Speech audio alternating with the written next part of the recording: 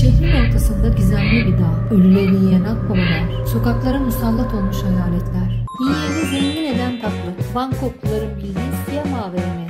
Çiçek pazarında bir gezinti ve çok özel bir kafede lezzet bombası dondurma. Zıtlıklarla dolu Bangkok'la buluşmaya hazırsanız başlayalım.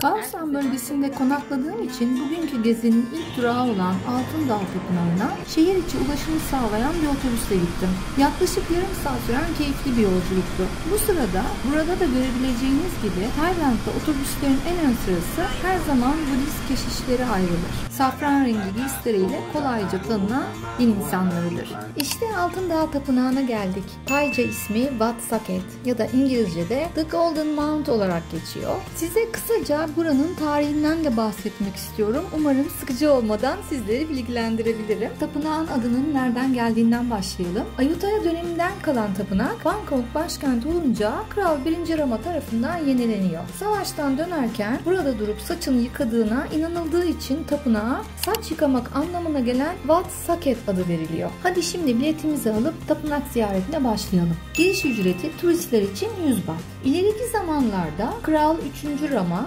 tapınağın içine devasa bir çedi yani stupa inşa etmeye karar vermiş. Bu arada dipnot düşeyim. Stupa, Budizm'de kutsal emanetlerin saklandığı, ibadet ve meditasyon için kullanılan kubbeli bir yapı demek. Ancak Bangkok'un yumuşak toprağı ağır çediyi taşıyamamış ve inşaat sırasında yapı çökmüş. Sonraki yıllarda terk edilen yapı doğal bir tepe haline gelmiş, üstü yabani otlarla kaplanmış ve halk ona dağ adını vermiş. Kral 5. Rama döneminde çedi altınla kaplanmış ve Sri Lanka'dan getirilen Buda emanetleri buraya yerleştirilmiş. 1940'larda tepenin erozyonunu önlemek için beton duvarlar yapılmış. Modern tapınak ise 20. yüzyılda Carrara mermerinden inşa edilmiş. Her Kasım ayında tepeye mum ışığında yürüyüş yapılan bir festival düzenleniyor. Ziyaretçiler dualarını örtülere yazıyorlar ve dileklerinin kabul olacağına inanıyorlar. Aynı zamanda tapınakta büyük bir Loy Krathong Festivali gerçekleşiyor. Bu festivalde Bangkok halkı tarafından bilinen çok ilginç ve biraz da ürkütücü gösteriler de yer alıyor. Örneğin Phi Krasue adlı efsanevi bir hayalet figürü var. Parlayan iç organlarıyla havada süzülen kadın başı şeklinde bir ruh. Ayrıca iki başlı çocuk gibi farklı doğaüstü figürler de festivale renk katıyorlar. Şimdi gelin birlikte Altındağ'a doğru 344 basamağı tırmanalım ve tepedeki tapınağı keşfedelim. 344 basamak deyince ilk başta gözünüz korkabilir. Ama merak etmeyin. Çıkış oldukça keyifli ve yumuşak. Merdivenler alçak, adımlar kolay. Yol boyunca sizi rengarenk çiçekler, heykeller, minik havuzlar ve harika manzaralar karşılıyor. Bir sağa bir sola bakarken nasıl yukarı çıktığımı fark etmedim bile.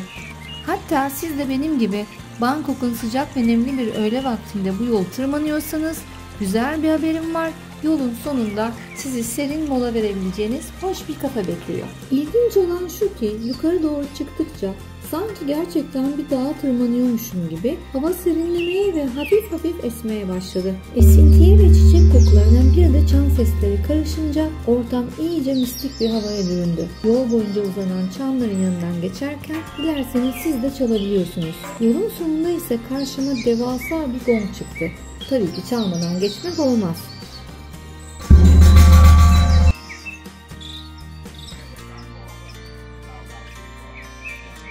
Ortamda o kadar güzel çiçek kokuları var ki insan adeta mest oluyor. Her nefeste biraz daha dinginleşiyor sanki. Zaten nilüferler beni benden alıyorlar. O kadar güzeller ki sanki gerçek değil de bir rüyanın içindeymişim gibi. Ağaçların arasına yerleştirilmiş altın rengi heykeller ise göz kamaştırıyorlar. Her adımda başka bir sürprizle karşılaşıyorsunuz. Çan sesleri giderek kuvvetlenen esintiyle birlikte havaya karışıyor. Sonunda zirve göründü. Son basamakları heyecanla tırmanıyorum ve işte Bangkok ayaklarımın altında seriliyor. Manzara gerçekten nefes kesici. Şehir adeta tapınaklarla bezeli. Nereye baksanız başka bir kutsal yapı parlıyor. Altın kubbeler, kızıl çatılar, yeşil ağaçların arasından göz kırpıyor. Gerçekle hayalin arasında bir yerde gibiyim. Tapınağın içine girer girmez altın bezemeli Buda heykellerinin ihtişamı göz kamaştırıyor. Uzanmış haldeki bir Buda heykeli diğerlerinden ayrı tutulmuş. Nedenini tamamlayamasam da dikkat çekici bir detay. Bilgiler genelde Tay dilinde yazılı olduğu için ne yazık ki fazla detay öğrenmek mümkün olmuyor. Tayland'daki tapınaklarda haftanın her günü için farklı Buda heykelleri var. Doğduğun günün heykeline saygı göstermek şans getiriyor. Ayrıca küçük kutulardan kağıt çekiyorsun. Hayatınla ilgili kısa kehanetler çıkıyor. Hem eğlenceli hem de manevi bir rehber oluyorlar. Burada Sri Lanka'dan getirilen kutsal Buda emanetleri de sergileniyor. Budizm semboller açısından inanılmaz zengin bir kültür. Şu anda gördüğünüz her heykelin oturuş şeklinden el duruşuna kadar her detayın özel bir anlamı var. Tapınağın içinde her yöne açılan pencereler var. Buradan eski Bangkok'un mimarisine bakmak gerçekten çok güzel. 2 katlı eski Siam mimarisini korumaları da kültür mirası açısından büyük bir önem taşıyor. Şimdi dışarı çıktım. İşte bu mis gibi kokunun sultanı frangipani çiçekleri. En sevdiğim, bayılıyorum. Yönlendirme tabelası burada daha keşfedilecek çok şey olduğunu söylüyor. Hadi bakalım, sırada ne var? Doğru mu görüyorum? Şu uzaktakiler gerçekten akbaba mı? Yaklaşayım biraz. Neyse, sadece heykellermiş. Bir dahaki sefere gözlüğümü takayım en iyisi. Geldik Wat Saket'in meşhur akbabalarına. Rattanakosin döneminin ilk yıllarında Siam'ın şehir surlarının içinde ölü yakmak hoş karşılanmazmış. Bunun uğursuzluk getirdiğine inanılırmış. Wat Saket ise surların dışında kaldığı için ölü yakma işlemleri genelde burada yapılırmış. Cesetler Pratu Phi yani hayalet kapısı denilen özel bir geçitten geçirilerek tapınağa getirilirmiş. 1820'de Bangkok'a kolera salgını yayılmış. O dönemde 30.000'den fazla insan hayatını kaybetmiş. Her gün onlarca ceset Wat Saket'e taşınır olmuş. Ancak sayı o kadar fazlaymış ki tapınak artık tüm cesetleri yakamaz hale gelmiş. Bazı ölü bedenler açıkta bırakılmış ve işte o zaman akbabalar devreye girmiş. Bölgeye akın eden akbabalar cesetleri yemeye başlamış. Wat Saket bir anda akbabaların başlıca beslenme alanına dönüşmüş. Bu salgınlar her kuru mevsimde tekrar etmiş. Akbabalar zamanla salgınların ve ölümün karanlık bir simgesine dönüşmüş.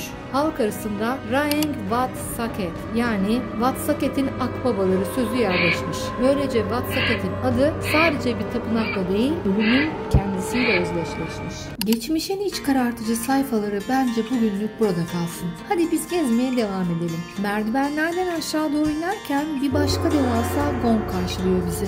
Ve hemen ardından inanılmaz büyüklükte altın bir Buda heykeli göz kamaştırıyor. Oh, şu fenerlerin renklerine ve rüzgarda usulca salınmalarına bakınca içim bir anda açıldı. İnsana gerçekten iyi geliyor. Meğerse dev Buda heykelinin tam altında saklanmış gibi duran küçük bir Buda heykeli daha varmış. Ve girişin üstünde dileklerin yazılı olduğu yüzlerce küçük kağıt. Tapınaktan bahçeye ulaştığımda beni küçük bir şelale eşliğinde çok hoş bir süs havuzu karşıladı. İçinde sanki arkadaş arar gibi dolaşan sarı bir koy balığı vardı. Onunla biraz vakit geçirip vedalaştıktan sonra Altın Dağ'dan ayrılıyorum. Yakınlarda The Old Siam Plaza adında bir AVM var. Adını hak edecek şekilde oldukça nostaljik bir yer. Yemek için oraya gidiyorum. Hemen Grab'den çağırdım. Yaklaşık 6 dakika içinde oraya vardım. Evet, doğru gördünüz. Sushi'lerin tanesi sadece 10 baht. İstediğiniz sushi'den istediğiniz kadar alarak kendinize bir sushi tabağı hazırlayıp paket yaptırıp götürebilirsiniz. Tayland'ın belki de en sevdiğim adetlerinden bir tanesi de bu diyebilirim. You hungry? Oh yeah. Susadım, acıktım. Alışveriş merkezinin serinliğini hissedince bir oh çektim. Rengarenk sushi'lerin cazibesine kapıldım hemen. Ama burada sizlere göstermek istediğim çok ilginç bir tatlı var. Tongyot yani altın yumurta damlaları. Tayland'ın geleneksel 9 uğurlu tatlısından biri. Aslında kökeni Tayland değil, Portekiz. Bu tatlı Ayutthaya döneminde sarayda aşçılık yapan bir Portekizli tarafından uyarlanmış. Ana malzemeleri ise yumurta sarısı, un ve şeker. Tongyot, Tay kültüründe düğün gibi özel günlerde ikram ediliyor. Çünkü zenginlik ve bereket sembolü. İsmi gibi kendisi de başkasına verilen altın anlamına geliyor. Yani şans ve servet dileğiyle sunulan bir tatlı.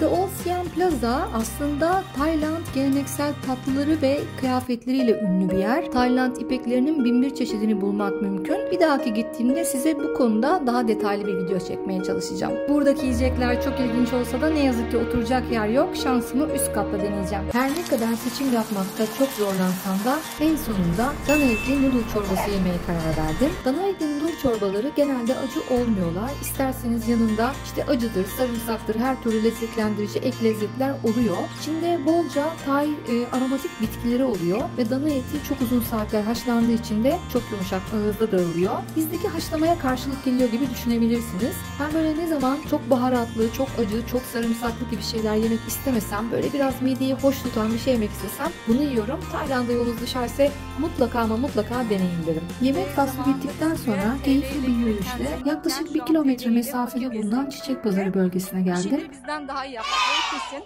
Bangkok'ta Çiçek Pazarı deyince aklınıza küçük bir alan gelmesin. Bugün rotam Phak Klong Talat. Burası eskiden balıkların Chao Phraya Nehri üzerinden getirildiği büyük bir balık pazarıymış. Zamanla dönüşerek sebze, meyve ve taze çiçeklerin satıldığı bir merkez haline gelmiş. Günümüzde 4 ana pazardan oluşuyor ve dünyadaki en büyük çiçek pazarları arasında yer alıyor. Pazar gündüz taze ürünlerle dolup taşarken gece olunca yerli ve ithal çiçeklerle rengarenk bir hal alıyor. Hollanda gülleri, zambaklar, laleler, orkideler hepsi düşük fiyatlarla satılıyor. Çiçek aranjmanları, süsleme malzemeleri de cabası. Bu yüzden hem perakende hem de toptan alışverişin merkezi konumunda. Ulaşım da oldukça kolay. Otobüsle ya da Chao Phraya Nehri boyunca bir tekne yolculuğuyla ulaşabilirsiniz. Eğer çiçekleri seviyorsanız ve Bangkok gecelerinde büyüleyici bir atmosfer yaşamak istiyorsanız Phak Klong Talat'ı mutlaka listenize ekleyin derim.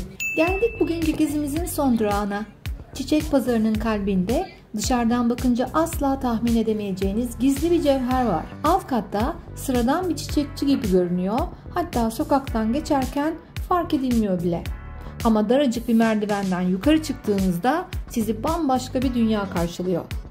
Burası bir çiçekçinin üst katında çiçeklerden yaratılmış adeta büyülü bir mekan.